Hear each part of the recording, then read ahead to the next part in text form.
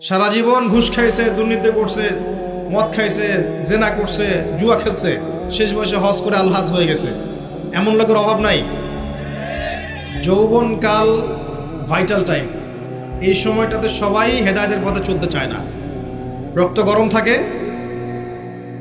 উচ্চাভিলাষ থাকে, পলিটিক্যাল পাওয়ার অ্যাচিভ করতে হবে, অথবা একটা ভালো নারী চাই, অথবা আমি বিভিন্ন মেয়েদের সাথে অ্যাফেয়ার করব আর ভোগ করব, অথবা পর্নোগ্রাফিতে আসক্ত হয়, অথবা মাদকাসক্ত হয়, খেলাধুলা করে সময় নষ্ট করছে, অথবা দেখবেন ব্যাংক ব্যালেন্স টাকা পয়সার পিছনে ছুটছে। মানে ওর যত ছোটাছুটি দেখবেন স্পেশালি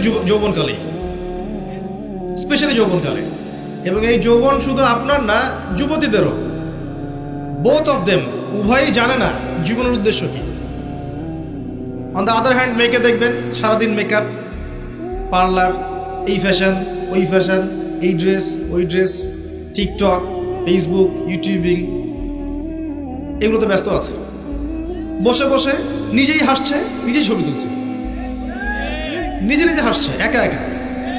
মানে হাসির কোনো কারণ নাই, এমনি একা বসে আছে, এটা হাসলো, ছবি তুলল। মানে মাইন্ড প্রোগ্রামিং। দেখেন, আমাদের মাথাটাকে ইহুদিরা প্রোগ্রামিং করে দিয়েছে। মানে আপনি যা করবেন ওরা আপনাকে দেখতে আসবে না, বরং আপনি নিজেই জানিয়ে দিবেন, দেখো আমি এটা করেছি। ওয়াইফকে নিয়ে ঘুরতে গেছে, ছবি দিবে ফেসবুকে। কয়দিন পর হয়তো বাথরুমে বসেও ছবি দিবে। এটাই বাকি আছে খালি। আই থিঙ্ক শুধু এটাই বাকি আছে, বাকি সবই দেয়া যায়। এগুলো দিস হয়। আমি আপনাদের ভাষা বুঝি না, বলতে পারি না।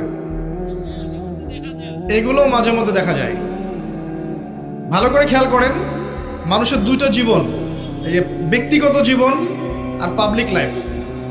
পাবলিক লাইফ, আপনি আমি এখন পাবলিক লাইফে আছি, আমাদের প্রাইভেসি আছে, সব কিছু তো আপনি জানবেন না, আবার আপনার সব কিছু আমি জানবো না। একটা প্রাইভেট লাইফ, ব্যক্তিগত জীবনে আপনি খান, ঘুমান, আপনি স্ত্রীর সাথে থাকেন, ঘরের মধ্যে অনেক কিছুই করেন। এই মাইন্ড প্রোগ্রামিং করে ওরা আমাদেরকে এমন একটা মানসিকতা দিয়ে দিয়েছে যে আমরা এখন পাবলিক লাইফ আর প্রাইভেট লাইফের পার্থক্য বুঝতে পারছি না।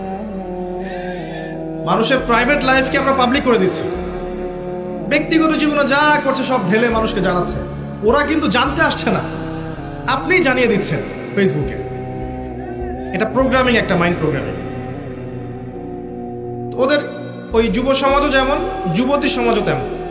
দেখবেন এরাও ফ্যাশন, ওই পার্লার, এই গেট আপ, জিন্স, গেঞ্জি, রাস্তায় ঘোরা।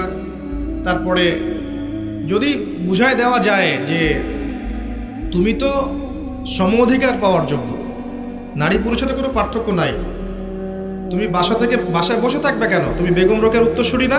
বাসা থেকে বের হও, ঘর থেকে বের হও, মৌলবাদী পর্দার দর্শন বাদ দাও, পুরুষের কাঁধে কাঁধ মিলিয়ে মাঠে নামো, জাতিকে এগিয়ে নাও। তাহলে তো আর কথাই নাই। ওকে আর ওরা হাতি দিতে পারবে না। ও তখন আকাশে উঠবে, মাটিতে হাঁটবে না, আকাশে হাঁটবে। দাজ্জাল, আমি বলেছি দাজ্জাল, ফেমিনিস্ট রেভলিউশন। এই যে feminist revolution is created by মাসিহুদ দাজ্জাল।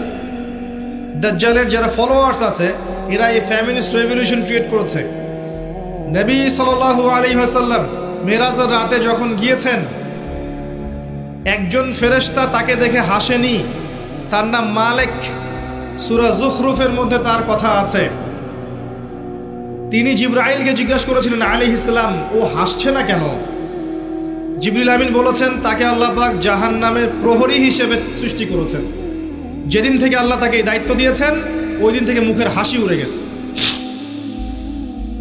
আর জাহান্নামে তিনি ছাড়াও আরো 19 জন বড় বড় ফেরেশতা থাকবেন। আলাইহা তিসআতা আশার, কোরআনে আছে। আরো অগণিত ফেরেশতা থাকবেন যারা দায়িত্ব পালন করবেন। নবী সাল্লাল্লাহু আলাইহি ওয়াসাল্লামকে দেখানো হলো জাহান্নামের আযাব। তিনি দেখলেন, পৃথিবীতে এসে বললেন মেরাজ শেষে, আমি জাহান্নামকে দেখেছি যেখানে উদ্ধত এবং অহংকারীরা আছে, এবং সেখানকার বেশিরভাগ অধিবাসী হচ্ছে মহিলা, নারী। তার মানে শোনেন, এই হাদিসের ভুল ব্যাখ্যা বোঝেন না। এটা সমস্ত উম্মতদের জন্য নয়, এটা এই উম্মতের জন্য খাস। নবী সাল্লাল্লাহু আলাইহি ওয়াসাল্লামকে মেরাজের রাতে যে শাস্তিগুলো দেখানো হয়েছে, এগুলো এই উম্মতের জন্য বেশি খাস। এই উম্মতের মানুষ বেশি সুদ খাবে, বেশি জেনা পরকিয়া করবে, এতিমের মাল আত্মসাৎ হবে এই উম্মার মধ্যে বেশি। এই উম্মতের বক্তারা জান অনুযায়ী আমল করবেন অনেকেই। এই উম্মতের নারীরা বেশিরভাগ জাহান্নামে যাবে। শেষ 100 বছরের দিকে তাকান, বেশিরভাগ অনুসারী যদি জাহান্নামে যায় মহিলা এই উম্মতের, তার মানে এই উম্মতের মহিলাদের সাথে শেষ জামানায় এমন কিছু হবে যার ফলে তারা আর দিনের পথে থাকতে পারবে না। শেষ জামানায় এমন কিছু ওদের সাথে হবে যার ফলে ওরা তাওহীদ, দিনের জ্ঞান অর্জন, সুন্নত, পর্দা, হালাল এই বিষয়গুলো মেনে চলতে পারবে না, প্রতিবন্ধকতার শিকার হবে। আর সেই বিষয়টাই বলেছে আমি আমার ব্যাখ্যায়, এটা হচ্ছে ফ্যামিনিস্ট রেভলিউশন, নারীদের এই অবাধে বেলাল্লাপনা। এটা আজকে থেকে 100 বছর আগে ছিল না। আজকে থেকে 100-200 বছর আগে দিকে তাকিয়ে দেখেন, এরকম পশ্চিমা ধাঁচে সারা বিশ্বে মুসলিম কান্ট্রিগুলোতে মেয়েরা এইভাবে ঘুরে বেড়ায়নি কম। যারা নারীরা এখন পুরুষের আসন নিয়ে নিয়েছে, আর পুরুষ হয়ে গেছে নারী। পোশাক পরিবর্তন হয়ে গেছে, নারী পুরুষের পোশাক পরছে, মেয়ে নারীর পোশাক পরছে। দেধার সে ফ্রি মিক্সিং, যেখানে যাবেন ফ্রি মিক্সিং, মার্কেটে যান ফ্রি মিক্সিং, স্কুলে যান ফ্রি মিক্সিং। ফ্রি মিক্সিং বোঝেন তো? মানে আপনার পাশে বসে আছে গায়রে মাহরাম, আপনার মনে হবে সে আমার কলিগ। আপনার পাশে বসে আছে একটা গায়রে মাহরাম যার সামনে পর্দা করা ফরজ আল্লাহ করেছেন, আপনার কাছে মনে হবে সে আমার কাজিন, সে আমার সহপাঠী, সে আমার ফ্রেন্ড, সে আমার ভাইয়া, সে আমার টিচার। এটা মনে হবে। আল্লাহ ওদের সাথে পর্দা করা ফরজ করেছে, কিন্তু ওই মেয়ের কাছে মনে হবে এই ব্যাপার। এটা ফ্রি মিক্সিং। স্কুলে ফ্রি মিক্সিং। স্কুলের ছেলেমেয়েরা এখন পর্ন দেখে। স্কুলের ছেলেমেয়েরা বসে বসে, ক্লাসে বসে বসে পর্ন দেখে। এটা সেকুলারদের মিডিয়া থেকে খবরগুলো বলছে। ইসলামিক মিডিয়া তো নাই আমাদের কাছে, সেকুলারদের মিডিয়া থেকে খবরগুলো বলছে। রিপোর্ট হয়েছে এগুলো নিয়ে অনেক, ইউটিউব ঘাটে। ক্লাসে বসে বসে ছেলে মেয়ে পর্ন দেখছে, স্কুলের ছেলেরা, স্কুলের মেয়েরা। আজকে থেকে 50 বছর আগে কল্পনা করতে পারতেন? আমরা করেছি এগুলা? আমরা তো বেশি বয়স না, আমরা করেছি। এখনকার কলেজে যাবেন ফ্রি মিক্সিং, গ্রুপ স্টাডি করতেছে বসে, ছেলে টিচার মহিলাদেরকে পড়াচ্ছে, মেয়েদেরকে পড়াচ্ছে ব্যাচ করে। ছেলে টিচার, মেয়ে টিচার, ছেলেরা ব্যাচ করে পড়ছে। গায়রে মাহরাম, পর্দা করা ফরজ ছিল। বোঝানো হয়েছে সে তো শিক্ষক, আমি তো ছাত্র। সে আমার টিচার, আমি তার ছাত্রী। বাবার মতো সম্মান তার আমার। এই বাবার মতো সম্মান করতে গিয়ে মাঝে মাঝে বাবার ভূমিকায় গায়ে হাতও দিচ্ছে। মা ভালো থাকো।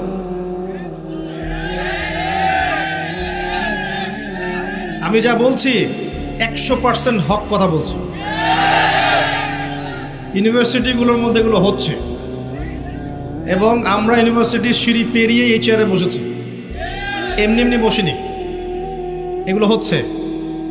প্রচুর মেয়ে ইজ্জত হারাচ্ছে, প্রচুর মেয়ে। এবং কোনো কোনো ক্ষেত্রে দেখা যায় মহিলা টিচারের সাথে ছেলেদেরও সম্পর্ক হয়ে গেছে, এমন হয়েছে।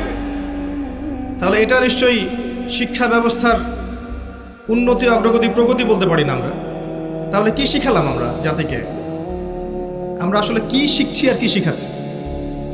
শালীনতাই যদি শেখাতে না পারলাম, একটা শালীন সমাজ গড়তে না পারলাম, সমাজের মধ্যে বাহির থেকে দেখে মনে হয় সমাজ এগিয়ে যাচ্ছে, ভিতরে দেখা যায় সমাজের কাঠামো ভিত্তিহীন, তাহলে আপনি কি করছেন?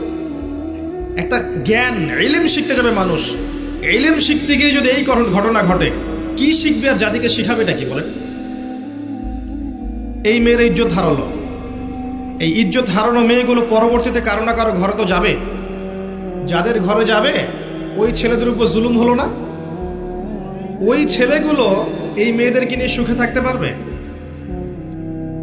আর যদি ওদেরকে ফ্যামিলিস্ট ধাঁচে গড়ে তোলা হয়, এগিয়ে যাওয়া, অগ্রগতি, প্রগতির নাম দিয়ে, পর্দার বালাই নাই, শালীনতার বালাই নাই, ইসলামী নৈতিকতা, মূল্যবোধ, নামাজ, রোজা, হজ জাকাতের বালাই নাই, ওদেরকে ঘরে নিলে কি যুব সমাজ সুখী হবে? সমাজ কাঠামো ধ্বংস করছেন।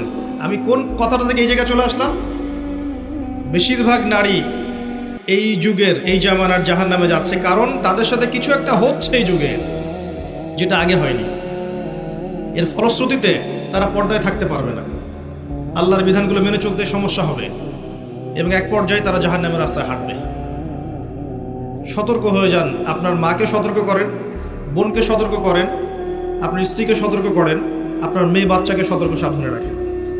এমন পর্যায়ে পৌঁছেছে যে এমন কোনো সেক্টর নাই যেখানে ফ্রি মিক্সিং নাই, এমন কোনো সেক্টর নাই যেখানে জিনা নাই। কর্মক্ষেত্র যখন এরা পাশ করে কর্মক্ষেত্র যাচ্ছে, সেখানেও কলিগ ফ্রি মিক্সিং। অফিসের বস মাশাআল্লাহ, তার কর্মচারী মেয়ে, কর্মচারী মহিলা, অ্যাফেয়ার হয়ে গেল, জিনা হয়ে গেল, কোনো কোনো ক্ষেত্রে ধর্ষণ হয়ে গেল।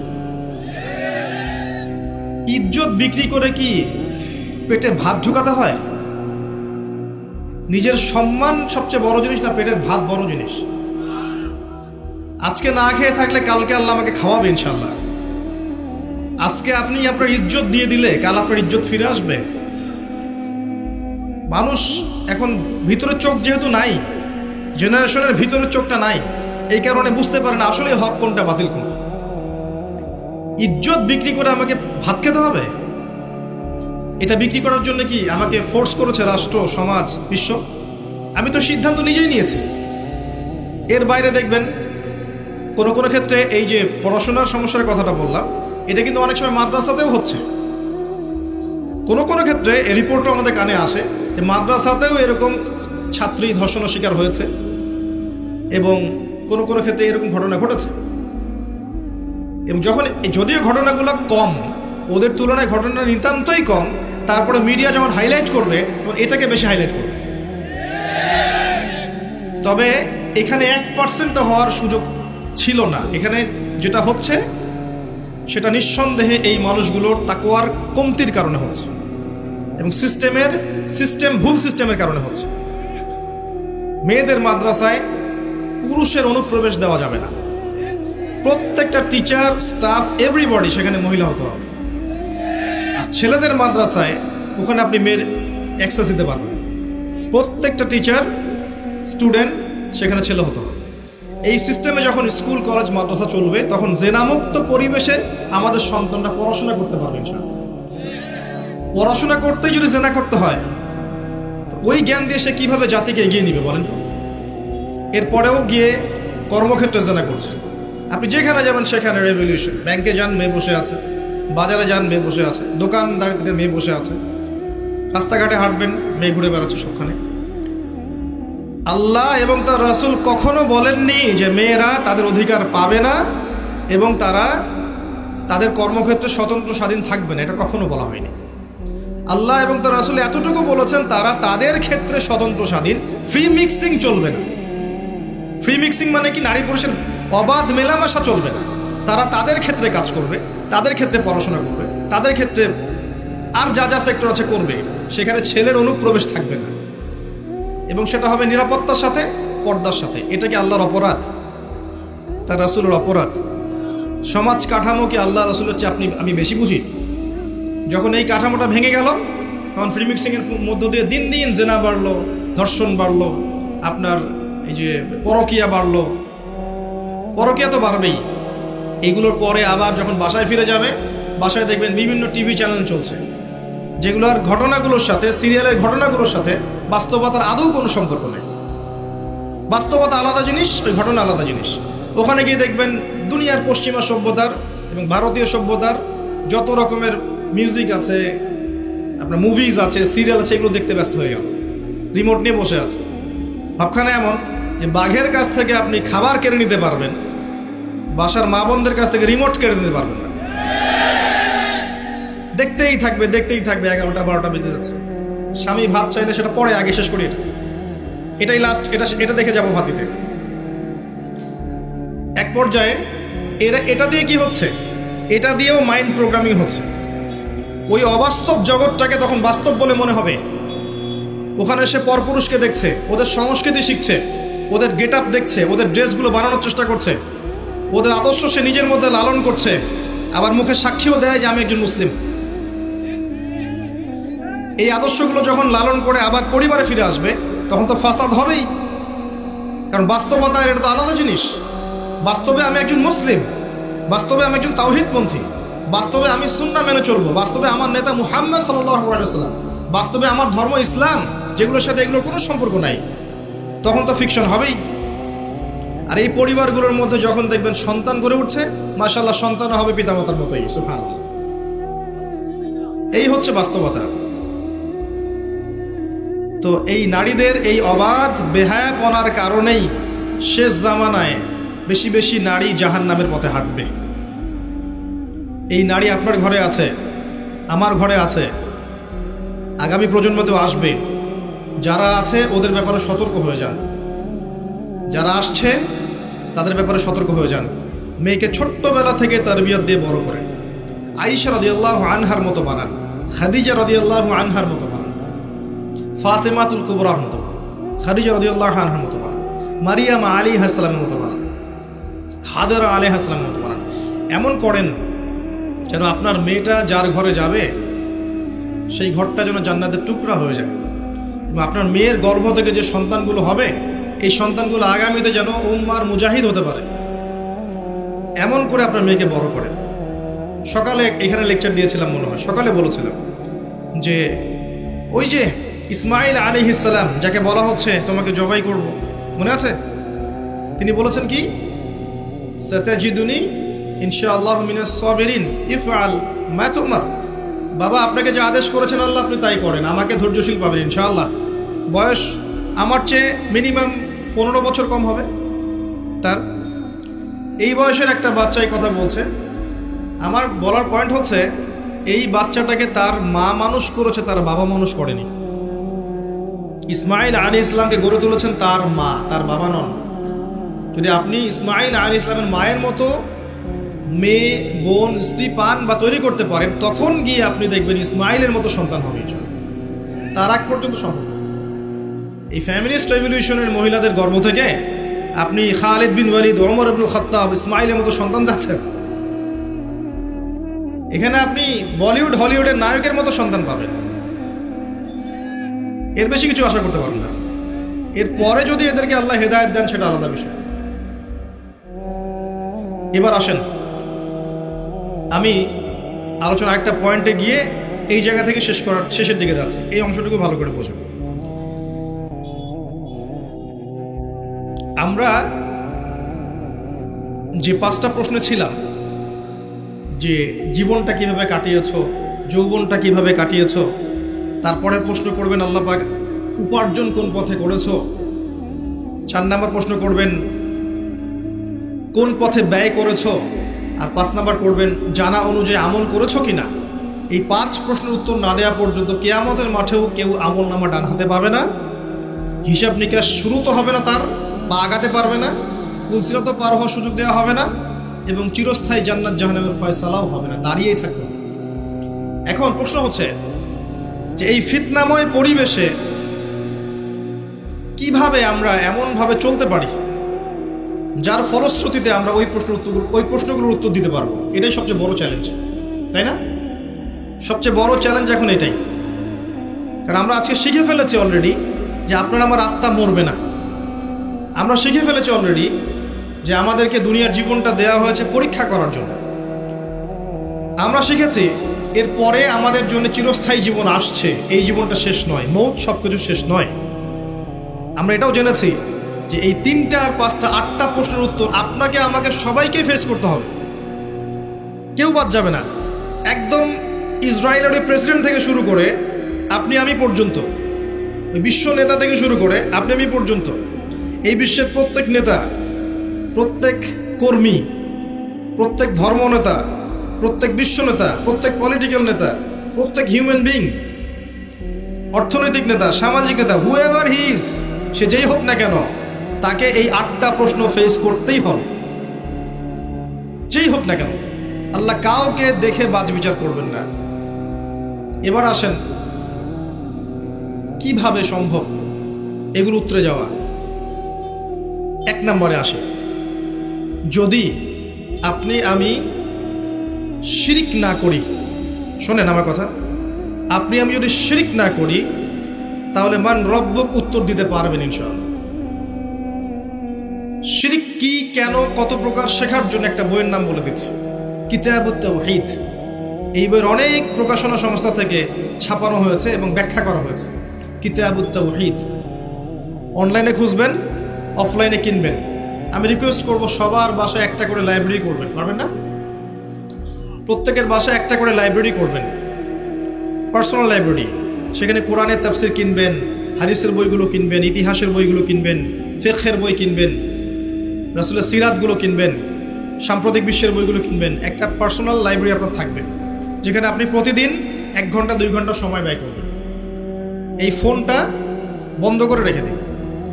ওইখানে যখন বসবেন ফোন অন করবেন, ফোন অন করবেন না, ফোন বন্ধ থাকবে। আপনি 2 ঘন্টা পড়াশোনা করবেন, তারপরে বেরোবেন। পারবেন না? মাসে 5,000 টাকার বই কিনবেন, পারবেন? 5,000 টাকা আপনার গার্লফ্রেন্ডের পিছনে যায় মাসে, পারবেন না বই কিনতে? ফোনের পিছনে যায়, মেগাবাইট কিনতেও দেখবেন 1,000 টাকা যায়। আসেন, তাওহীদে থাকতে হবে। শোনেন, যে আদর্শ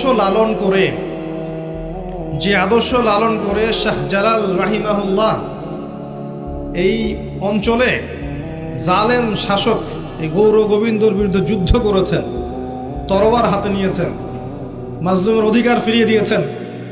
আপনাদের এই জায়গাটা বরকতময় হয়ে গেছে মাশাআল্লাহ। গ্যাসের পরে আসে তেল, এরপর আসবে তেলের আগে গ্যাস আসে। আপনাদের চা বাগান, আপনাদের এখানে বৃষ্টি, আবহাওয়া, পরিবেশ, মানুষের মধ্যে একটা রুহানি ভাব, বেশি বেশি নামাজি, আতর আগর, কত নিয়ামত দিয়ে আপনাদেরকে ভরে রেখেছেন আল্লাহ পাক। চিন্তা করেছেন? ওই যে মানুষগুলো এখানে আধ্যাত্মিকতা নিয়ে এসেছিলেন, তাদের এই রুহানি প্রভাব এখনো আছে এখানে। একই ফ্লেভার আপনি পাবেন। মদিনায় যান, সেখানে ফ্লেভার পাবেন, ওখানে আধ্যাত্মিক পরিবেশ পাবেন। আমি বাগেরহাটে গিয়েছিলাম, খান জাহান আলী রাহিমাহুল্লাহ ওনাদের ওখানে প্রোগ্রাম করতে। ওখানেও দেখবেন একটা রুহানি একটা ফ্লেভার আছে। আগেকার যে মানুষগুলো ছিলেন আল্লাহওয়ালা, মুজাহিদ, মুজাদ্দিদ, আলেম, ফুকাহায়ে কেরাম, ওলামায়ে কেরাম, নূরওয়ালা মানুষ, বসিরাওয়ালা মানুষ, তাসকিয়াওয়ালা মানুষ, তাদের একটা রুহানি পরিবেশ থাকে, একটা প্রভাব থাকে, রব থাকে। আপনাদের অঞ্চলে নিঃসন্দেহে আছে, কোনো সন্দেহ নেই। আপনাদের অঞ্চলে মানুষ অন্য অনেক অঞ্চলের মানুষের চেয়ে বেশি নামাজি, বেশি আল্লাহকে ভয় করে, বেশি জাকাত দেয়, বেশি তাকওয়া আছে, দিনকে ভালোবাসে অন্য অঞ্চলের চাইতে। আমি দেখেছি, আমি প্রমাণ করেছি। কারণ আছে এই প্রভাব। ওই মানুষরা যে প্রভাবে এখানে এসেছে, যে মজলুমদের সহযোগিতা করতে, জালেমের শিকড় উপড়ে ফেলতে, সেই মানুষের কবরকে কেন্দ্র করে আজকে মানুষ কি না করছে। অথচ সেই মানুষ যে আদর্শ নিয়ে এসেছিলেন, সে আদর্শের যাররা পরিমাণ বালাই নাই। একটা হক কথা অন্যায়ের বিরুদ্ধে বলতে পারছে না। তার কবরকে এভাবে মুছে নিয়ে বরকত নিলে বরকত আসবে? তাওহীদে না থাকতে পারলে উনি আপনাকে পরকালে পার করে দিবেন? উনাকে সেজদা করলে আল্লাহ তাওহীদে সেজদা করা হবে? পরকালে আমি যদি ভালো আমল না করি, দুনিয়া থেকে ঈমান আমল নিয়ে যেতে না পারি, পরকালে তার ক্ষমতা আছে আমাকে পুলসিরাত পার করিয়ে দিবে? নবী সাল্লাল্লাহু আলাইহি ওয়াসাল্লাম তার মেয়েকে বলছেন, ইয়া ফাতিমা, দুনিয়াতে যা চাওয়ার আমার কাছে চেয়ে নাও, পরকালে আমি তোমার কোনো উপকার করতে পারবো না। আয়েশা রাদিয়াল্লাহু আনহা একদিন কাঁদছেন অঝর নয়নে। আয়েশা, তুমি কাঁদছো কেন? ইয়া রাসূলুল্লাহ, আপনি একটা হাদিসে বলেছেন যে কিয়ামতের মাঠে কেউ কাউকে চিনবে না, আমাকে বলেছেন, এটা মনে করে আমার কান্না আসছে। আসলে কি কেউ কাউকে চিনবে না? নবীজি বললেন, কয়েকটা জায়গা আছে আয়েশা, যখন আমি তোমার কথা মনে রাখতে পারবো না, আমি তোমার স্বামী তোমার কথা মনে রাখতে পারবো না। যখন আমল নামা ছুড়ে দেওয়া হবে, মানুষ খালি ইয়া নাফসি বলবে যে আমল নামা কোন দিক দিয়ে আসে। যখন পুলসিরাত মানুষ পার হবে, সবাই ইয়া নাফসি বলে আমার কি হবে, আমার কি হবে, কেউ কারো কথা মনে রাখবে না। সত্যিকার অর্থে যদি আমরা আমাদের ওলামায়ে কেরাম, আউলিয়া, তাদের যদি সম্মান করতে চাই, তাদের আদর্শ লালন করতে হবে। তাদের আদর্শ ছিল তাওহীদ, সুন্নত, অন্যায়ের প্রতিবাদ করা, মজলুমের সাহায্য করা, আধ্যাত্মিকত্ব অর্জন করা, তাস্কিয়া অর্জন করা, সমাজ সংস্কার করা, এগুলো তাদের আদর্শ। ওই আদর্শগুলো লালন না করে শুধু তাদের কবর এভাবে মুছে গালে মাখলেই বরকত পাওয়া যাবে? আমরা আশা করব যদি কেউ এগুলোর সাথে সম্পৃক্ত থেকে থাকেন, ছেড়ে দেন, তাদের আদর্শ লালন করেন, তাওহীদ শেখেন। আল্লাহই সব, আল্লাহই খাওয়ান, আল্লাহই পরান, আল্লাহই বাঁচান, আল্লাহই মারেন। আল্লাহই ইবাদত পাওয়ার যোগ্য, তিনি সেজদা পাওয়ার যোগ্য, তিনিই দোয়া পাওয়ার যোগ্য, তার জন্যই কুরবানি, তার জন্যই নজর মানত, তার জন্য সবকিছু। মধ্যস্থতা করতে গেলে শিরক হয়ে যাবে। শিরক হয়ে গেলেই মান রব্য করতে দিতে পারবেন না। মাদিনুকায় আসেন, ইসলামকে পরিপূর্ণরূপে গ্রহণ করতে হবে। কিছু অংশ মানি, কিছু অংশ মানি না, এমন গ্রহণ করলে ইসলাম টিকবে না। নামাজি, ব্যক্তিগত জীবনে পাক্কা নামাজি, মাশাআল্লাহ। অর্থনৈতিক জীবনে পাক্কা সুদখোর, চলবে না। ইসলামকে পরিপূর্ণরূপে মানতে হবে। ব্যক্তিগত জীবনে পাক্কা নামাজি, কপালে সেজদার দাগ আছে, অর্থনৈতিক জীবনে গিয়ে দেখবেন পাক্কা সুদখোর, চলবে না। ব্যক্তিগত জীবনে দান সদকা করছে মাশাআল্লাহ বেশি বেশি, দেখবেন ফরজ জাকাতই দিচ্ছে না। মাশাআল্লাহ তাহাজ্জুদ পড়ছে, মেয়ে বেপর্দায় রাস্তায় ঘুরছে। দেখবেন তাসবিহ তাহলিল করছে, চিল্লা দিয়ে বেড়াচ্ছে, বা আর অন্যান্য কাজ করছে দিনের, পরিবারের কাঠামো ইসলাম নাই। দেখবেন এগুলো হচ্ছে। বেশি বেশি তেলাওয়াত করছে মাশাআল্লাহ, এদিকে দেখবেন গীবত, তহমত, অহংকার, হিংসা দিয়ে ভর্তি মন। ইসলাম আংশিকতার নাম নয়, পরিপূর্ণ একটা জীবন ব্যবস্থার নাম। আমরা ইবাদত করব, সেখানেও মুসলিম। সামাজিক জীব যখন, সেখানেও তো আমরা মুসলিম, সেখানে সামাজিকতাও নবীর সুন্নাহ মতো চলতে হবে। অর্থনীতি চালাবো, সেখানেও মুসলিম, সেখানেও অর্থনীতির ক্ষেত্রে আল্লাহর দেওয়া অর্থনীতি গ্রহণ করতে হবে। আপনি সমাজ চালাবেন, সেখানেও সামাজিক রীতিনীতির ক্ষেত্রেও ইসলামিক আদর্শ গ্রহণ করতে হবে। পরিবার চালাবো, সেখানেও থাকতে হবে। যদি আল্লাহ পাক আপনাকে বিশ্বের নেতৃত্ব দেন, সারা বিশ্বে ইসলামিক লস ইমপ্লিমেন্ট করার দায়িত্ব তখন আপনার উপর বর্তাবে। প্রত্যেকটা ক্ষেত্রে আপনি মুসলিম। শুধুমাত্র ধর্মীয় জীবনে মুসলিম আর অন্য জীবনে আমি মুনাফিক কাফের হয়ে থাকবে, এমন হবে না। যদি হয়, মাদিনুক অ্যান্সার আসবে না, মাদিনুক অ্যান্সার আসবে না। পরিপূর্ণ জীবন ইসলাম ফলো করতে পারলে উত্তর আসবে ইনশাআল্লাহ। আরেকটা কি ছিল? মান হাযা রাজুলু বুইসা ফীকুম, এই ব্যক্তিকে যাকে পাঠানো হয়েছিল। বিশ্বাস করেন, এই পৃথিবীতে কেউ যদি আল্লাহর রাসূল সাল্লাল্লাহু আলাইহি ওয়াসাল্লামকে বাদ দিয়ে, তার সুন্নতকে বাদ দিয়ে অন্যর আদর্শ ফলো করা শুরু করে, সে উত্তর দিতে পারবে না। করণীয় কি? খুব সহজ, খুব সহজ। ইস্তেগফার করেন, আস্তাগফিরুল্লাহাল্লাযী লা ইলাহা ইল্লা হুয়াল হাইয়ুল কাইয়ুম ওয়া আতুবু ইলাইহি, তওবা করে ফিরে আসেন। আগামীকাল সকাল থেকে ঘুম থেকে ওঠা থেকে নিয়ে ঘুমানো পর্যন্ত প্রত্যেকটা কাজ আপনি নবীর সুন্নাহ মতো করার চেষ্টা করেন। ঘুম থেকে ওঠেন, দোয়া পড়েন, বাথরুমে যান, দোয়া পড়েন, বের হন, দোয়া পড়েন, খাইতে বসেন, দোয়া পড়েন, খাওয়া শেষ, দোয়া পড়েন, নামাজে যান, হেঁটে হেঁটে যান, নামাজটা তার মতো ধীরস্থিরভাবে পড়েন, বসে থাকেন, জিকির আজগার করেন, জিকির আজগার শেষ তেলাওয়াত করেন এক পারা করে আপনি স্কুলে চলে যান, কলেজে যান, চাকরি ক্ষেত্রে যান, ব্যবসায় যান, সেখানে আমানতদারিতা বজায় রাখেন, ইসলামিক নৈতিকতা বজায় রাখেন। বাসায় ফিরে আসেন, পরিবারকে ইসলামের মতো সময় দেন, রাতে আবার ঘুমিয়ে যান। সারা দিন ইবাদত, সারাটা দিন ইবাদত। আপনি লেখাপড়া করছেন, এমন জ্ঞান অর্জন করেন যেই জ্ঞান দিয়ে আপনি দিনের খেদমত করতে পারবেন। আপনি ব্যবসা করছেন, আমানতদারিতা বজায় রেখে, কাউকে না ঠকিয়ে, মাপে কম না দিয়ে, সিন্ডিকেট না করে ব্যবসা করেন, নেকি হবে। আপনি পরিবার চালাচ্ছেন, পরিবারটাকে ইসলামিক পরিবারে গড়ে তোলেন, আপনার পরিবারটাই জান্নাতের টুকরা। আপনি আলেম, মাদ্রাসায় পড়াচ্ছেন, আপনি খুলুসিয়াত রেখে মাদ্রাসায় তালিম দিতে থাকেন, প্রত্যেকটা দিন আপনার ইবাদত। আল্লাহ আপনাকে যদি আরো বড় ক্ষমতা দেন, সেখানে বসে আপনি দিনের জন্য কিছু করেন, ইবাদত। মুমিনের প্রতিটা কাজই ইবাদত, যদি সে নবীর তরিকা মতো করে। যদি করে তবেই উত্তর দিতে পারবে, হ্যাঁ ওই ব্যক্তি হচ্ছেন মুহাম্মদ সাল্লাল্লাহু আলাইহি ওয়াসাল্লাম। তার আগ পর্যন্ত পারবে না। যদি অন্যের আদর্শ গ্রহণ করে কি হবে শোনেন। যদি অন্যের আদর্শ গ্রহণ করে, তাহলে আল্লাহ পাক বলেছে সূরা ফুরকানের মধ্যে, ইয়াউমা ইয়াউদ্দু যালিমু আলা ইয়াদাইহি, জালেমরা ওই দিন তাদের হাত এভাবে কামড় দিবে, হাত কামড় দিতে থাকবে এবং বলবে, ইয়া লাইতানি ইত্তাখাযতু মা'আর রাসূলি সাবিলা, হায় আমি যদি রাসূলের সাবিল বা পথ গ্রহণ করতাম কতই না ভালো হতো। ইয়া ওয়াইলাতা লাইতানি, হায় আমার দুর্ভাগ্য, লামাত্তাখিজ ফুলালান খলিলা, আমি যদি ওকে বন্ধুরূপে গ্রহণ না করতাম। আজকে যদি আমাদের আদর্শ হয় পশ্চিমারা, আজকে যদি আমাদের আদর্শ হয় পশ্চিমার কোনো নেতা, তাদের কোনো অ্যাসোসিয়েশন, তাদের কোনো সংগঠন, বা জিউজরা বা মোশরেকরা বা বুদ্ধিস্টরা বা খ্রিশ্চানরা, পশ্চিমকালেও সে মান্নাবিও উত্তর দিতে পারবে না। আজকে যদি আমরা তাদের সংস্কৃতি ফলো করি, তাদের ইকোনমি ফলো করি, তাদের পলিটিক্স ফলো করি, তাদের এই ফিলোসফিগুলো ফলো করে চলি, তাদের আদর্শ ফলো করে চলি, আমরা কোশ্চেনকে উত্তর দিতে পারবো না যে উনি হচ্ছেন নবী মুহাম্মদ সাল্লাল্লাহু আলাইহি ওয়াসাল্লাম। কারণ আপনি জীবনের প্রতিটা ক্ষেত্রে রাসূলের আদর্শ মানেননি। তো যখন আপনি রাসূলের আদর্শ মানছেন না, অন্যেরটা মানছেন, তার মানে আপনি স্বীকৃতি দিচ্ছেন যে অন্যেরটা তার চেয়ে বেটার, অন্যের আদর্শ তার চেয়ে ভালো। আপনি এমনটাই স্বীকৃতি দিচ্ছেন আপনার কাজের মধ্য দিয়ে। এই কাজ করার পরে কেউ নবীর সুপারিশ পাবে?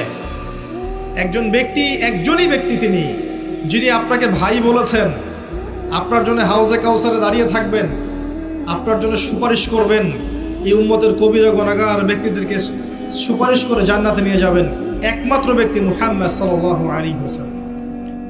একদিন বলেছিলাম আমি যে কিয়ামতের মাঠে জাহান্নাম যখন চিৎকার করবে, সূরা মুলকের মধ্যে পড়ে দেখেন, চিৎকার করবে জাহান্নাম।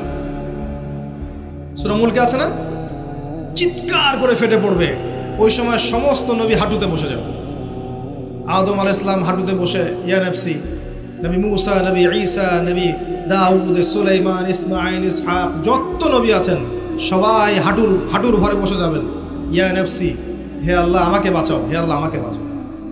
শুধু একজন নবী মুহাম্মদ সাল্লাল্লাহু আলাইহি ওয়াসাল্লাম, তিনি সিজদায় পড়ে বলবেন ইয়া উম্মতি, ইয়া উম্মতি, হে আল্লাহ আমার উম্মতকে বাঁচাও, আমার উম্মতকে বাঁচাও। সেই নবীর আদর্শ বাদ দিয়ে যদি আমি অন্যের আদর্শ ফলো করি, কবরে এই প্রশ্নের উত্তর দিতে পারবে? কখনো সম্ভব। এজন্যই শোনেন, এজন্যই আমাদের নবী নিজেই এই উম্মতের বিরুদ্ধে একটা অভিযোগ করবেন। সূরা ফুরকানের মধ্যেই আছে, রব্বি ইন্না কওমি ইত্তাখাযু হাযাল কুরআনা মাহজুরা। তাকে বলা হবে, হে মুহাম্মদ তোমার উম্মতের এই অবস্থা কেন হলো? তিনি বলবেন, হে আমার আল্লাহ, হে আমার রব, আমার কওম আমার রেখে যাওয়া কোরআনকে পরিত্যাগ করেছে। আমরা তাই করেছি না? বাসায় বাসায় কোরআন আছে, খুলে দেখে কেউ? 40-এর দিন দেখে, কুলখানের দিন দেখে, বছরকির দিন দেখে, তাই না? সারা বছর পড়ে। খুব কম মানুষই কোরআন পড়তে জানে, জানেন? এই উম্মতের এখন খুব কম মানুষই কোরআন পড়তে জানে। এমন অনেক যুব সমাজ আছে এই উম্মত মুহাম্মাদের, কোরআনটা চোখেও দেখেনি কখনো। খুব কম মানুষ এই উম্মতের কোরআনের অর্থ বোঝে। অনেক হাফেজে কোরআনও আছে যারা কোরআনের অর্থ বোঝে না। খুব কম প্রতিষ্ঠান আছে যেখানে কোরআন বাধ্যতামূলক পড়ানো হয়, 1%, 2% হবে না, যেখানে কোরআন বাধ্যতামূলক পড়ানো হয়। এরপরে আলাদা করে মাদ্রাসা খুলতে হয়েছে যেখানে কোরআন পড়ানো হয়। এই উম্মত কোরআনকে পরিত্যাগ করেনি? করেছে। কোরআনের বিধিবিধানগুলো পরিত্যাগ করেনি? খুব কম মানুষ আছে এই উম্মতের 5 ওয়াক্ত নামাজ পড়ে, খুব কম মানুষ এই উম্মতের যাকাত দেয়, খুবই কম মানুষ এই উম্মতের আছে যারা হালাল খায়, জেনা থেকে দূরে আছে, মাদক থেকে দূরে আছে, কমই মানুষ আছে। এজন্যই নবীজি বলেছেন সাল্লাল্লাহু আলাইহি ওয়াসাল্লাম, 73টা দল হবে উম্মতের, একটা জান্নাতে যাবে, বাকি 72টা জাহান্নামে যাবে। এজন্যই 1999 জন মানুষ জাহান্নামে যাবে। সতর্ক হয়ে যান, আমরা কোরআনকে যেন পরিত্যাগ না করি। এই 3টার উত্তর কি হলো? তাওহীদে থাকবেন, ইনশাল্লাহ উত্তর দিতে পারবেন। 2 নাম্বার, দিনকে পরিপূর্ণরূপে পালন করবেন, ইনশাল্লাহ উত্তর দিতে পারবো। 3 নাম্বার, নবীর আদর্শ মেনে চলবেন, ইনশাল্লাহ উত্তর দিতে পারবেন। তারপরের 5-এ যান, এখানে গিয়ে আপনাকে করা হবে সারা জীবন কিভাবে কাটিয়েছে। ওই যে উত্তর দিলাম, প্রত্যেকটা দিন যদি আপনি নবী সাল্লাল্লাহু আলাইহি ওয়াসাল্লামের সুন্নাহ মতো চলতে পারেন, সকাল থেকে সন্ধ্যা পর্যন্ত, এটা যদি ধরে রাখতে পারেন মাসের পর মাস, বছরের পর বছর, আপনার সারা জীবনই তো ইবাদত, তাই না? তখন সহজ হবে, হে আল্লাহ আমি সারা জীবন তোমার নবীর আদর্শে চলছি। সহজ। যৌবন কোন কাজে ব্যয় করেছো? এখনকার এই ভোগ বিলাসিতা ত্যাগ করে এই বাড়ি গাড়ি টাকা পয়সা গার্লফ্রেন্ড পর্ন হাবিজাবি মাদক ছেড়ে দিয়ে এখনই যদি যুব সমাজ তওবা করে ফিরে আসে, এখন থেকে দিনের পড়াশোনা করে, কোরআন পড়তে শেখে, আরবি ভাষা শেখে, কোরআন নিয়ে গবেষণা করে, হাদিস পড়ে, দিনের মেহনত করে, আলেম ওলামার সোহবতে থাকে, দিনের কল্যাণে কিছু করে, যৌবনটাকে আল্লাহর পথে কাজে লাগায়, এরা উত্তর দিতে পারবে না? পারবে যে আমি আমার যৌবনটা আল্লাহ তোমার রাস্তায় বিলিয়ে দিয়েছি। কত মুসলিম কন্টিনেন্ট আছে যে কন্টিনেন্টে ইসলাম ঢুকেছে যুবকদের তরবারির মাধ্যমে। এই মোহাম্মদ বিন কাসিম, তারেক বিন জিয়াদ যুবক ছিলেন। হ্যাঁ, ওই সময়কার সিচুয়েশন এমন ছিল, ইসলামিক গভর্নমেন্ট ছিল। এখন আবার বের হয়ে যায় না তরবারি নিয়ে, এই কথা শুনে যে আবু তাহের ভাই তরবারের কথা বলেছে। এখন সিচুয়েশন সেটা নয়। তাদের ইমারত ছিল, খেলাফা ছিল, ইসলামিক হুকুমত ছিল, সেখান থেকে রাষ্ট্রপ্রধান ফোর্স পাঠিয়েছিলেন। এখন আপনাকে কে পাঠাবে? এখন আপনি বড়জোর কোথায় যেতে পারেন? বড়জোর আপনি ইউরোপ আমেরিকা গিয়ে প্রবাসী হতে পারেন। এখন বড়জোর দেখা যাবে যে বিশ্বের পরাশক্তিগুলো একটা ভেজাল বাঁধিয়ে দিয়েছে, সেই ভেজালের মধ্যে আপনাকে ফোর্স হিসেবে পাঠানো হয়েছে, আপনি চলে গেলেন ওদের দ্বন্দ্ব মেটাতে। যাই হোক, এই যৌবনকালে যারা আল্লাহর ইবাদত করবে, নবী সাল্লাল্লাহু আলাইহি ওয়াসাল্লাম বলেছেন আরশের ছায়ার নিচে আল্লাহ পাক তাদেরকে ছায়া দিবে। এর চেয়ে বড় সৌভাগ্য হতে পারে? যুবকদের হাতে ইসলামের বিজয় লেখা আছে। এই জামানার যুব সমাজ এবং তার পরবর্তী প্রজন্ম ইনশাআল্লাহ আমরা বিশ্বাস করি আগামী দিনের সোনালী দিন তারা দেখে যাবে ইনশাআল্লাহ। তবে শর্ত হচ্ছে সমস্ত পাপ থেকে তওবা করে আজকেই দিনের পথে ফিরে আসতে হবে। যুবক যুবতী সবাইকে বলছি, একজন যুবক যেমন একটা কমিউনিটির জন্য যথেষ্ট, একজন যুবতী মাও কিন্তু দেখবেন একটা জাতির ভবিষ্যৎ গড়ে দিবে ইনশাআল্লাহ। একটা যুবতী মা যদি এখন মেয়ে যদি তওবা করে মা হয়, পরবর্তীতে মুমিনা হয়, মুসলিমা হয়, সালেহা হয়, তার গর্ভ থেকে যদি একটা আহমদ বিন হাম্বাল বের হয়, একটা ইমাম আবু হানিফা বের হয়, একটা ইমাম শাফিঈ বের হয়, একটা তারেক বিন জিয়াদ বের হয়, আগামী দিন দেখবেন যে ওই মানুষরাই এই সমাজ পরিবর্তন করে ফেলেছেন। তো আমরা তাদেরকে আল্লাহর পথে ফিরে আসার জন্য তওবা করার নসিহত করবো। আল্লাহ পাক তৌফিক দান করুন, আমিন। জিজ্ঞেস করা হবে কোন পথে অর্থ উপার্জন করেছো? আজকে সুদ খাচ্ছি, ঘুষ খাচ্ছি, দুর্নীতি করছি, আত্মসাৎ করছি, পরোয়া করছি না। কোন পথে খরচ করেছো? যা ইচ্ছা তাই খরচ করছি। বাড়ি করে রেখেছেন সিলেটে, থাকার লোক নাই, আপনি পড়ে আছেন ওইখানে। কত দিনই কাজকর্ম আছে, প্রতিটা কাজ শুধুমাত্র এক আল্লাহর সন্তুষ্টির জন্য করতে হবে। যদি আপনি একটা সমাবেশের মধ্যে আল্লাহকে স্মরণ করেন, আল্লাহ এর চেয়ে উত্তম সমাবেশে আমাদের কথা স্মরণ করবেন। আল্লাহ পাক এত কাছে আছেন যে প্রত্যেক রাতের শেষ অংশে আল্লাহ পাক প্রথম আকাশে নেমে আসেন। আল্লাহর নেমে আসাটা কেমন সেটা আমরা ব্যাখ্যা করতে পারবো না, এটা ব্যাখ্যা করার জ্ঞান যোগ্যতা কোনোটাই আমাদের নেই। আল্লাহর রহমত নিকটবর্তী হয়, বেশি গরম, আল্লাহ পাকের রহমত নিকটবর্তী হয়। এই সময় আল্লাহ পাক আহ্বান করতে থাকেন বান্দাদের উদ্দেশ্যে, কে আছো আমার কাছে কিছু চাইবে, আমি তোমাকে সেটা প্রদান করব। কে আছো আমার কাছে কিছু দোয়া করবে, আমি তোমার দোয়া শ্রবণ করব। কে আছো আমার কাছে ক্ষমা চাইবে, আমি তোমাকে মাফ করব। প্রত্যেক রাতের শেষ অংশে আল্লাহ রাব্বুল আলামিন এইভাবে আহ্বান করতে থাকেন ফজর পর্যন্ত। আর এই সময়টা দেখবেন আমরা হয় ঘুমে কাটাই, অথবা ফেসবুক, অথবা ইউটিউব, অথবা ক্যাসিনোর মধ্যে, কেউ জুয়াখানায়, কেউ পতিতালয়ে, কেউ আল্লাহ বিরোধী পরিকল্পনা করতে ব্যস্ত থাকে। কিন্তু আল্লাহ পাক প্রত্যেক রাতে তার বান্দাদের উদ্দেশ্যে এই আহ্বানটা করে থাকে। আল্লাহ পাক এত কাছে। মানুষ সেই আল্লাহকে ভুলে গেছে যেই আল্লাহ পাক ছাড়া ইবাদত পাওয়ার যোগ্য দ্বিতীয় কোনো ইলাহ নেই। এক সময় যে আল্লাহ ছিলেন আর কিচ্ছু ছিল না, শুধু আল্লাহ ছিলেন, আর কিছুই ছিল না, এই মহাবিশ্বের কিচ্ছু ছিল না। এক সময় শুধু আল্লাহ থাকবেন, এই মহাবিশ্বের কিচ্ছু থাকবে না। কুল্লু মান আলাইহা ফান ওয়া ইয়াবকা ওয়াজহু রাব্বিকা দুল জালালি ওয়াল ইকরাম, প্রত্যেকটা বিষয় বস্তু ফানা হয়ে যাবে, শুধুমাত্র আল্লাহ রব্বুল আলামিনের সত্তাটা বাকি থাকবে। আল্লাহ পাক সূরা আর রহমানে একটা আয়াত বারবার বলেছেন, ফাবিআইয়ি আলাই রাব্বিকুমা তুকাযিবান, তোমরা দুই জাতি জিন আর মানুষ, তোমরা আল্লাহর কোন কোন নিয়ামতকে অস্বীকার করো।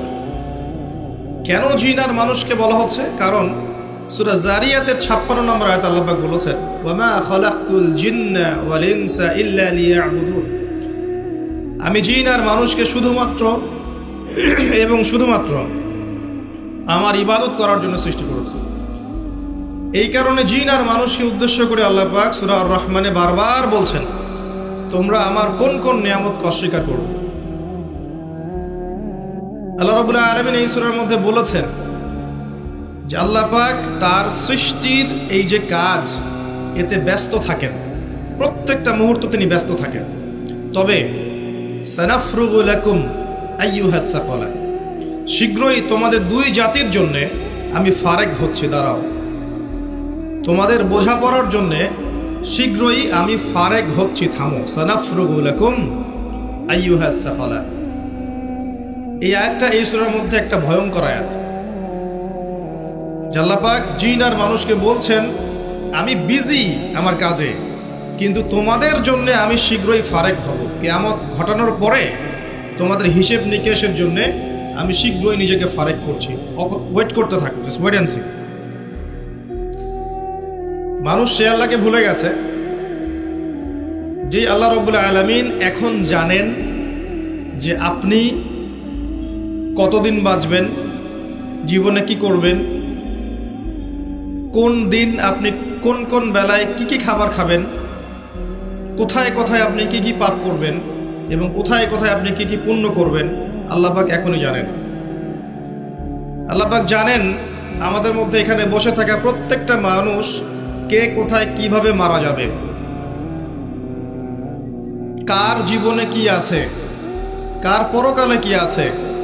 আমাদের এখানকার মানুষদের মধ্যে কে কবরের প্রশ্নের উত্তর দিতে পারবে কি পারবে না, আল্লাহ এখনই জানেন।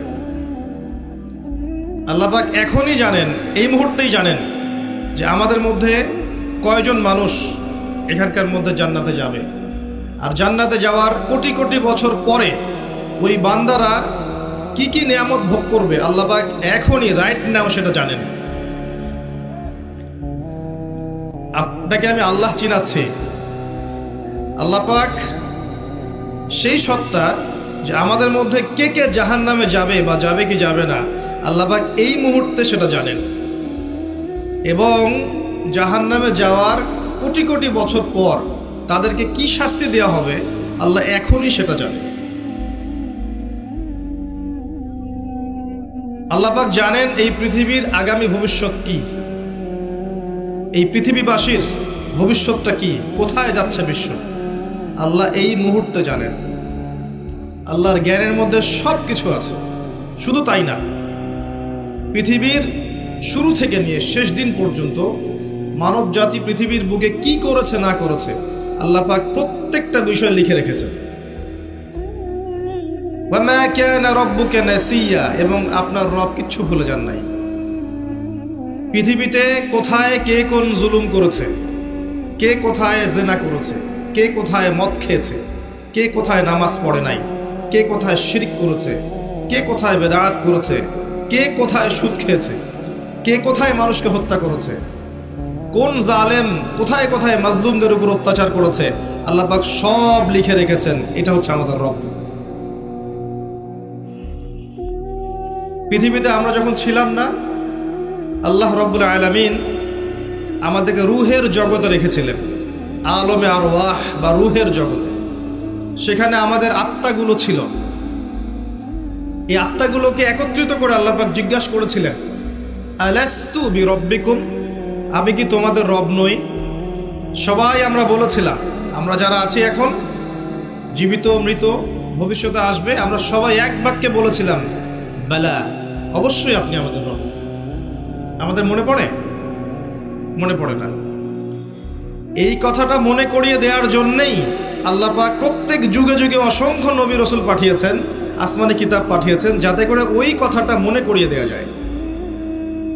কথা বুঝতে পারছেন? আলাস্তু বিরব্বিকুম, আমরা বলেছিলাম বেলা, অবশ্যই আপনি আমার রব। সেখান থেকে আমাদের এই যে মাটির দেহ, এর মধ্যে রূহ দেয়া হলো। মাটির দেহটা কিন্তু আপনি না, ওই রূহটা হচ্ছেন আপনি।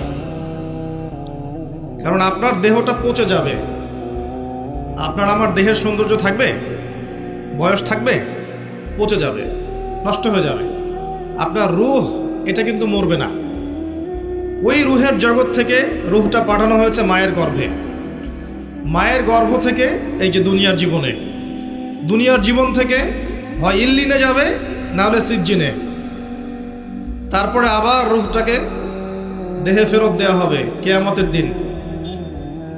ওই রূহওয়ালা বডিটার হিসেব হবে এবং সে আত্মা হয়ে যাবে জান্নাতে, না হলে জাহান্নামে। আত্মা কি মরল? আত্মা একটা ভ্রমণ চক্র পার করলো। ইয়া আইয়াতুহান নাফসুল মুতমাইন্না, আছে না? ইরজিই ইলা রাব্বিকি রাদিয়াতাম মারদিয়া, হে প্রশান্ত আত্মা, তোমার রবের দিকে ফিরে আসো, সন্তুষ্ট ভাজন হয়ে ফিরে আসো। ফাদখুলি ফি ইবাদি, আমার বান্দাদের অন্তর্ভুক্ত হয়ে যাও। ওয়াদখুলি জান্নাতি, জান্নাতীদের অন্তর্ভুক্ত হয়ে যাও।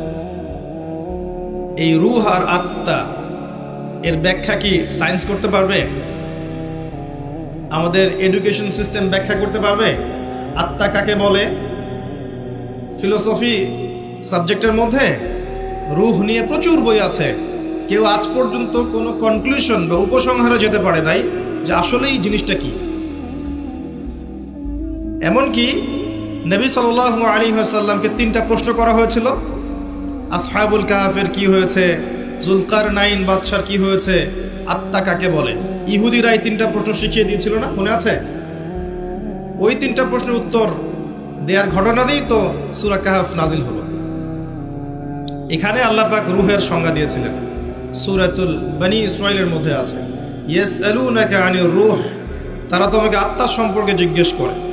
কুলির রূহু মিন আমরি রাব্বি, বলে দাও আত্মা হচ্ছে তোমার রবের একটা আদেশ মাত্র। আল্লাহর আদেশে এসেছে, আল্লাহর আদেশে চলে যাবে। কেউ দেখতে পারবে? পারবে না। সায়েন্স ব্যাখ্যা করতে পারবে? যুক্তি দর্শনের ব্যাখ্যা করতে পারবে? সায়েন্স কি স্বপ্নের ব্যাখ্যা দিতে পেরেছে এখন পর্যন্ত? স্বপ্ন কেন দেখে? একটা স্বপ্ন দেখলাম মনে করেন, এবং স্বপ্নটা সত্য হয়ে গেল, এর ব্যাখ্যা দিতে পারবে? কেন সত্য হলো? স্বপ্ন সত্য হয় না। এখন এক শ্রেণীর মানুষ আছে মনে করে স্বপ্ন বলতে কিছুই নাই, স্বপ্ন সত্য হতে পারে না, এবং স্বপ্ন নিয়ে কিন্তু ঠাট্টা মশকরা করে। কিন্তু দেখবেন মুমিন বান্দাদের স্বপ্ন সত্য হয়। ভালো স্বপ্ন আল্লাহর পক্ষ থেকে দেখানো হয়, সত্য হতে পারে। কোনো কোনো ক্ষেত্রে কাফেরের স্বপ্ন সত্য হতে পারে। এটা আবার কোথায় পেলেন? দলিল দিচ্ছি, সূরা ইউসুফ খোলেন। ইউসুফ আলাইহিস সালাম জেলখানায় আছেন, 2জন কয়েদি, 2জনই অমুসলিম, এসে বলছেন আমি স্বপ্ন দেখেছি যে আমি মনিবকে কিছু পান করাচ্ছি, এবং আমি স্বপ্ন দেখেছি আমার মাথায় রুটি আছে, এখান থেকে কাক বা চিল এটা খেয়ে নিচ্ছে। ইউসুফ আলাইহিস সালাম বললেন, যার মাথা থেকে রুটি খেয়ে নেওয়া হচ্ছে একে শীঘ্রই শুলদণ্ড দেয়া হবে। তাই হলো। আর যে পান করাচ্ছে একে মুক্ত করে দেওয়া হবে। ওই 2 ব্যক্তি কি মুসলিম ছিলেন? সত্য স্বপ্ন দেখেছেন আল্লাহর পক্ষ থেকে। নবুয়তের 46 ভাগের 1 ভাগ কিন্তু সত্য স্বপ্ন। তো শেষ জামানায় মুমিনরা বেশি বেশি সত্য স্বপ্ন দেখতে পারে এবং এগুলো ফলতেও পারে।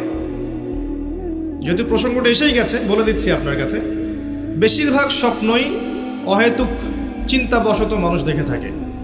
আর এক প্রকার স্বপ্ন মানুষ শয়তানের পক্ষ থেকে দেখে। আর এক প্রকার স্বপ্ন আছে যেটা আল্লাহর পক্ষ থেকে মানুষকে দেখানো হয়, সত্য স্বপ্ন। তা আমি রূহের কথা বলছিলাম, আমরা রূহের জগতে ছিলাম, সেখান থেকে এই রূহের চক্র ভ্রমণ করছে। এই ভ্রমণ চক্রের মধ্যে একটা সময় দেখেন আপনি, শুধু মায়ের গর্ভ থেকে নিয়ে এই যে পৃথিবীর জীবনটুকু, এটাই হচ্ছে আপনার আমার দুনিয়ার হায়াত, কিন্তু রূহের হায়াত নয়। আপনার আমার দুনিয়ার জীবনের হায়াত, রুহের হায়াত নয়। রুহ সৃষ্টি করা হয়েছে আরো অনেক আগে। আমার কথা বুঝতে পারছেন? আমি সহজ করব ইনশাআল্লাহ, আমাকে সহজ করতে বলা হয়েছে। রুহ সৃষ্টি হয়েছে, আল্লাহ সৃষ্টি করেছেন আরো অনেক আগে, সেটাকে পাঠিয়েছেন দুনিয়ায় মায়ের গর্ভে। এই মায়ের গর্ভ থেকে মৃত্যু পর্যন্ত এই 50, 60, 70, 80, 100 বছর জীবনটা, এটা আপনার দুনিয়ার হায়াত। এই দুনিয়ার হায়াতটাকে আল্লাহ বলেছেন শস্য ক্ষেত, কাজের জায়গা, ফলাফল গ্রহণের জায়গা নয়। মনে রাখবেন, এখানে রেজাল্ট পাওয়া যাবে না। এটা পরীক্ষার হল, এখানে রেজাল্ট দেওয়া হবে না। কে ভালো কে মন্দ, কে জয়লাভ করলো কে পরাজিত হলো, কে সত্য কে মিথ্যা, এটা এখানে প্রমাণ সবসময় নাও হতে পারে। এটা রেজাল্ট দেওয়ার জায়গা নয়। রেজাল্ট দেওয়ার জায়গা হচ্ছে পরে, কিয়ামতের মাঠে। এরপরে রূহটা চলে যাবে হয় ইল্লিনে। ইল্লিন কোথায়? উপরে। আর সিজ্জিন নিচে। ভালো মানুষ হলে আত্মা চলে যাবে ইল্লিনে, আর মন্দ হলে, কাফের, ফাসেক, জালেম, মুশরিক, মুনাফিক হলে আত্মা যাবে সিজ্জিনে। সূরা মুতাফফিফিন পড়ে দেখেন, এখানে সব লেখা আছে। তো ইল্লিন, সিজ্জিনে আত্মাগুলো আযাব ভোগ করবে অথবা শান্তি পাবে। যদি ভালো মানুষ হয় ইল্লিনে শান্তি ভোগ করবে জান্নাতের, আর খারাপ মানুষ হলে সিজ্জিনে শাস্তি ভোগ করবে। এখানে শাস্তি ভোগ করছে আত্মা, দেহ নয়। দেহ কিন্তু নাই এখানে, আত্মা শাস্তি ভোগ করছে। আপনাকে বোঝাতে চাচ্ছি, আপনি যে বডিটা নিয়ে ঘুরছেন, এই বডিটাই আপনি নন। আপনার ভিতর একটা রূহ আছে, এটা হচ্ছে আপনি। ওটা যদি আল্লাহর আনুগত্য করে, আপনার বডি অটোমেটিক আল্লাহর আনুগত্য করবে। যখন আপনার রূহের মধ্যে কলুষতা আসবে, আত্মার মধ্যে নোংরামি, কলুষতা, কুৎসিত চিন্তা ভাবনা, আকীদা, আমল দিয়ে ভরে যাবে, তখন দেহ আপনার রূহের আনুগত্য করবে না। এই রূহটাকে পবিত্র করার জন্যই আল্লাহ রাব্বুল আলামিন যুগ যুগ অসংখ্য নবী রাসূল পাঠিয়েছেন এবং তারা তাসকিয়া করেছেন, মানুষের আত্মশুদ্ধির কাজ করেছেন। আমি পরে আসছি কিভাবে আপনি আত্মশুদ্ধিতে যাবেন। এই যে হায়াতটুকু আপনাকে দেয়া হয়েছে, এটা কর্মের জীবন। পরবর্তীতে আপনি ফলাফল পাবেন ইল্লিনে বা সিজ্জিনে। তারপরে তাকে তোলা হবে কিয়ামতের মাঠে হিসাবের জন্য, যেখানে আরো 5টা প্রশ্ন করা হবে। কবরে 3টা, কিয়ামতের মাঠে 5টা। কবরে কয়টা? 3টা। কিয়ামতের মাঠে আরো 5টা। কবরে 3টা তো জানেন, মান রব্বুক, তোমার রব কে। দুনিয়াতে কেউ যদি আল্লাহর সাথে শিরিক করে থাকে, বিনা তওবায় মারা যায়, সে ব্যক্তি মান রব্বুক প্রশ্নের উত্তর দিতে পারবে না। Full stop.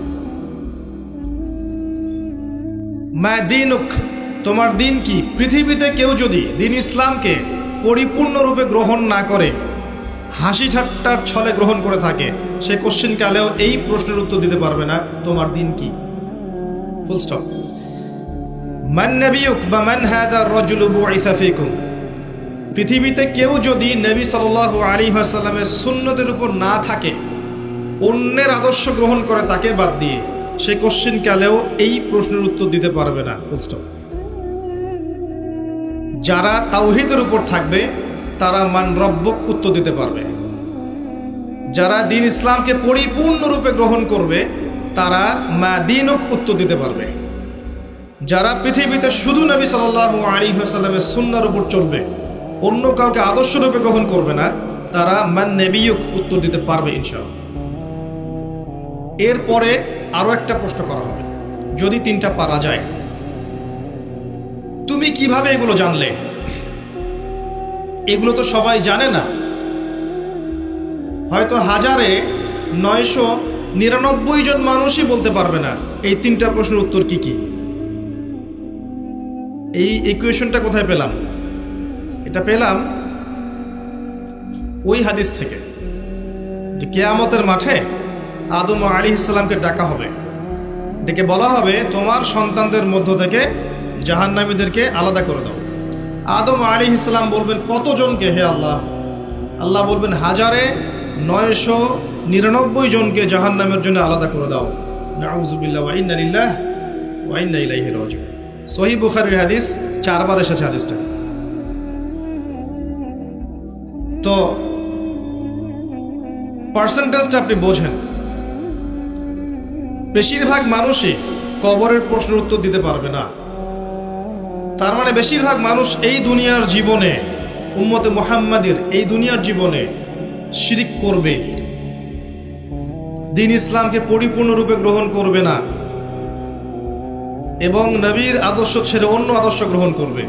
এটা হবে এই উম্মতের ক্ষেত্রে, এটা হবে। এই তিনটা হচ্ছে আপনার কবরের প্রশ্ন। প্রশ্ন ফাঁস করা আছে, উত্তর সবাই দিতে পারবে না।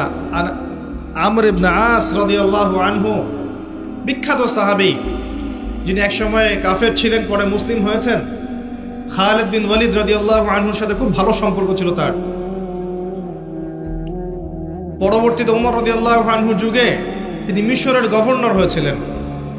মৃত্যুর সময় তিনি বলছেন যে একটা সময় ছিল যখন আমরা জাহেলিয়াতের মধ্যে ছিলাম, আল্লাহ যদি তখন আমার মওত দিতেন তাহলে জাহান্নাম ছাড়া কোনো গতি ছিল না।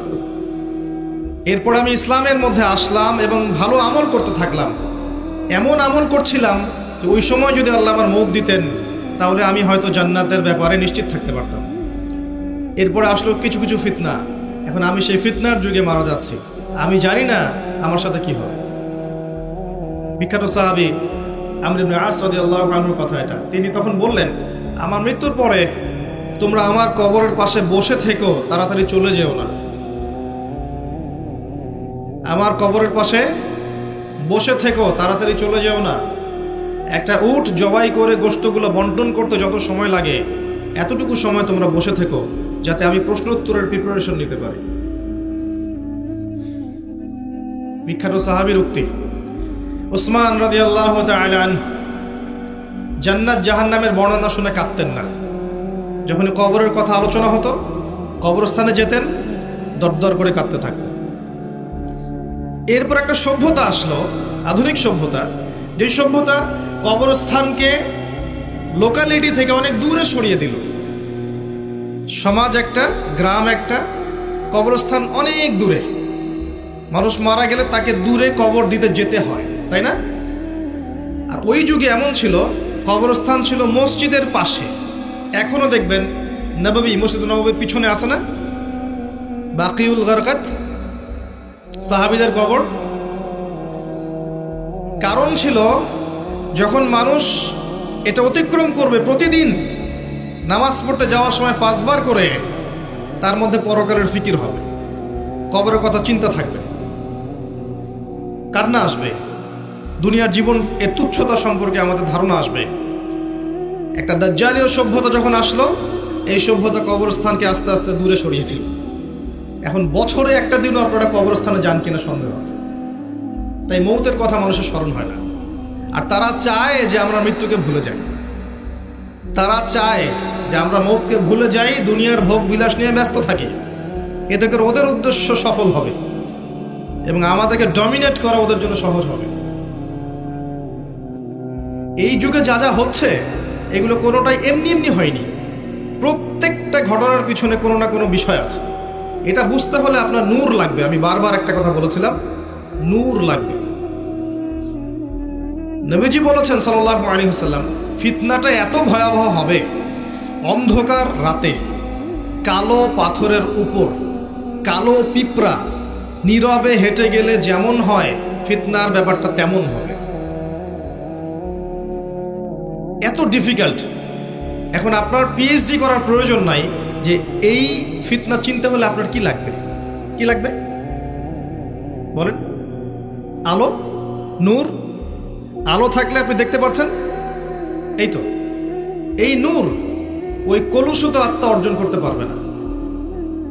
দুনিয়া পূজারী আত্মা দুনিয়াতে এসে দুনিয়া নিয়ে ব্যস্ত হয়ে আছে, দুনিয়া পূজারী, দুনিয়ার টাকা পয়সা, ব্যাংক ব্যালেন্স, বাড়ি গাড়ি, ভোগ বিলাস, জেনা, মদ, পর্নোগ্রাফি, সুদখোর, ঘুষখোর, দুর্নীতিবাজ, জুলুমবাজ, এদের হৃদয়ের মধ্যে ওই নূর কখনো আসবে না। হৃদয়ে যদি এগুলো থেকে পবিত্র হতে পারে, তবে নিয়ে এর মধ্যে নূর আসতে পারে। হৃদয়কে এগুলো থেকে পবিত্র করার পর মনের মধ্যে যে হিংসাগুলো আছে, গীবত, তহমত, সমালোচনা, অহংকার, এগুলো সংস্কৃতিগুলো আছে, এগুলো ত্যাগ করার পরে যখন মানুষ কোরআন ধরবে, হাদিস পড়বে, নামাজি হবে, তাহাজ্জুদ গোজার হবে, সুন্নার পাবন্দ হবে, হালাল খাবে, আদর্শ পরিবার গড়বে, ইসলামিক সমাজ গড়বে, আত্মকে ডাকবে, আল্লাহর তখন দেখবেন এই কলবগুলোর মধ্যে কি আসবে? আল্লাহর নূর আসবে ইনশাআল্লাহ। তখন সে ফিতনা রিকগনাইজ করতে পারবে, চিনতে পারবে ইনশাআল্লাহ। তো এই রূহটা যদি নূর দিয়ে আলোকিত করতে না পারি, পরকালে কবরেও নূর পাবো না, হাসরের মাঠেও কখনো নূর আসবে না। একটা আয়াত বলছি, সূরা হাদীদে আল্লাহ পাক বলেছেন, ইয়াউমা তারাল মুমিনিনা ওয়াল মুমিনাত ইয়াসআ নূরুহুম বাইনা আইদিহিম ওয়া বিআইমানিহিম। হে নবী, কিয়ামতের মাঠে আপনি দেখবেন মুমিন পুরুষ, মুমিন নারীদের জন্য তাদের সামনে এবং ডান দিকে আল্লাহর পক্ষ থেকে আলো এবং নূর থাকবে। মুনাফিকরা বলবে যে আমাদেরকে নাকতাবিস মিন নূরিকুম, তোমাদের নূর থেকে কিছু আমাদেরকে দাও, আমরা তো পার হতে পারছি না। ফুলসিরাত ওদেরকে বলা হবে কিলা রুজিউ ওয়ারাকুম ফালতামিসু নূরা, ফিরে যাও পিছনে, পিছনে ফিরে যেয়ে নূর তালাশ করে আসো। দুনিয়ার জীবন তোমাদেরকে প্রতারিত করেছিল, আজকে তোমাদের জন্য কোনো নূর নাই। আল্লাহ যাকে নূর দিবে না, ফামা লাহু মিন নূর, তার কোনো নূর থাকবে না। নূর নিয়ে এতগুলো কথা এই জন্য বলছি, আমি পরে আসছি টপিকে। এই যুগে যদি আপনি চলতে চান, ফিতনাগুলো চিনে আল্লাহর পথে চলতে চান, এগুলো থেকে দূরে থাকতে চান, আল্লাহর আনুগত্য করতে চান, রাসূলের আনুগত্য করতে চান, পরিস্থিতি বুঝে এগোতে চান, আপনার বাহ্যিক চোখ যথেষ্ট না, আপনার নূর দরকার কলবের মধ্যে।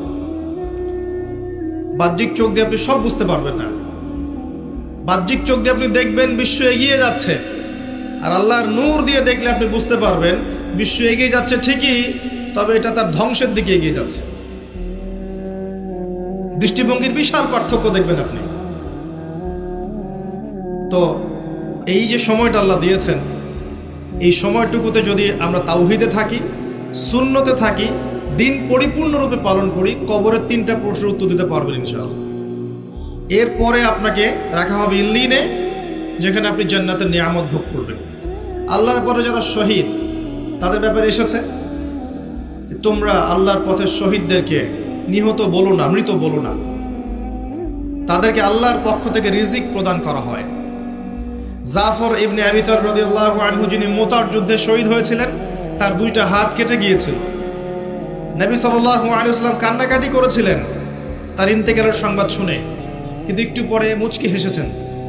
তাকে জিজ্ঞেস করা হলো, কি জন্য আপনি হাসলেন ইয়া রাসূলুল্লাহ?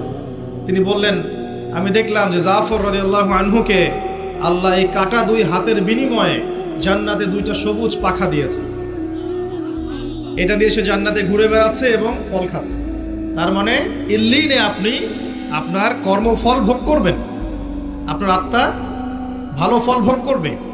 আর যদি দুনিয়ার কর্মজীবনে খারাপ কাজ করে থাকে, শিরিক করেছে, বেদাত করেছে, হারাম খেয়েছে, সুদ খেয়েছে, ঘুষ খেয়েছে, জেনা করেছে, দুর্নীতি করেছে, জুলুম করেছে অন্যের উপরে, এমন কোনো পাপ নাই দুনিয়াতে করে নাই, এর আত্মা ইল্লিনে যাবে না, সিজ্জিনে যাবে। সিজ্জিন, ওয়ামা আদরাকা মা সিজ্জিন, আল্লাহ বলেছেন তোমরা কি জানো সিজ্জিন কি? কিতাবুম মারকুম, আল্লাহর কাছে লিখিত কিতাব। এখানে আত্মাদেরকে শাস্তি দেওয়া হবে। এই যে বারজাখের জীবনের শাস্তি নবীজি দেখে এসেছেন মেরাজের রাতে, সুদখোরদের মাথা ফাটিয়ে দেওয়া হচ্ছে, রক্তের নদীতে ফেলে মাথা ফাটিয়ে দেওয়া হচ্ছে, এতিমের মাল আত্মসৎকারীরা জ্বলন্ত অঙ্গার গিলে খাচ্ছে, ব্যভিচারকারীদেরকে এই যে পচা গোশত খেতে দেওয়া হচ্ছে, মহিলা জেনাকারদেরকে এই যে বুকের মধ্যে হুক লাগিয়ে ঝুলিয়ে রাখা হয়েছে। এই যে শাস্তিগুলো তিনি দেখে এসেছেন, এগুলো কিন্তু ওই বারজাখের শাস্তি। এটা কিন্তু জাহান্নামের ওই কিয়ামতের মাঠের শাস্তি নয়, কিন্তু বারজাখে জীবনের শাস্তি। দেখেছেন জিহ্বা আগুনের কেচি দিয়ে কেটে দেওয়া হচ্ছে এক শ্রেণীর বক্তার, জানা অনুযায়ী আমল করতো না। এগুলো বারজাখের শাস্তি। তার মানে আত্মার কিন্তু আপনার মৃত্যু হচ্ছে না। এই দুনিয়ার জীবনটাই সব নয়, তাহলে মৃত্যু হয়ে গেলেই সব শেষ হয়ে যাবে না, বরং আপনার আত্মা বাকি থাকবে। আত্মা হয় ইল্লিনে যাবে, না হলে সিজ্জিন। নিষ্কৃতি নাই কোনো, আমাদের কোনো নিষ্কৃতি নাই। আবু বকর সিদ্দিক রাদিয়াল্লাহু আনহু এই জন্য বলতেন, ইয়া লাইতানি লাউ কুনতু শাজারা, হায় আমার দুর্ভাগ্য যদি আমি এই গাছটা হয়ে যেতাম। যার কোনো হিসেব নিকেশ নাই। দুনিয়াতে এসেছি, কাজ করব, ভালো হলে ভালো, খারাপ হলে খারাপ, আত্মার নিষ্কৃতি নাই, ওকে ছেড়ে দেওয়া হবে না। এরপর কিয়ামতের মাঠে দেহটাকে আবার জীবিত করে আবার আত্মা দেয়া হবে। দিয়ে কয়টা প্রশ্ন ভাই?